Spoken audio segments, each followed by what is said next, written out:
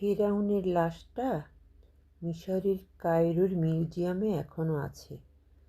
আল্লাহ এই লাশটাকে হেফাজত করেছে ভবিষ্যৎ মানুষের শিক্ষার জন্য, যেন আমরা এই ঘটনা থেকে শিক্ষা নিতে পারি। কিন্তু কি শিক্ষা নিলাম আমরা? হ্যাঁ, ফেরাউন ছিল মিশরের প্রতাপশালী একজন রাজা। তার হুকুমে বাঘে মহিষে এক ঘাটে পানি খেত। তার কি প্রতাপ! হ্যাঁ, আর সে কিনা এখন ওই যে মমি হয়ে পড়ে আছে। তো পৃথিবীতে আসলে আল্লাহ এটাই প্রমাণ করলো, যতই প্রভাব প্রতিপত্তি থাক, পৃথিবীতে কেউই আসলে চিরদিন বেঁচে থাকে না।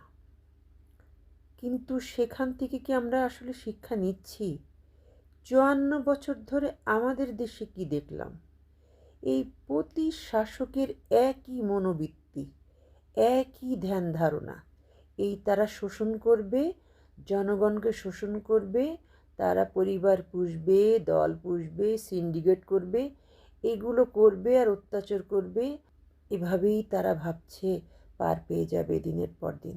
পৃথিবী থেকে যে একদিন চলে যেতে হয়, এটাই তারা মনে করে না। আমাদের দেশে ৫৪ বছর ধরে কি হয়েছে?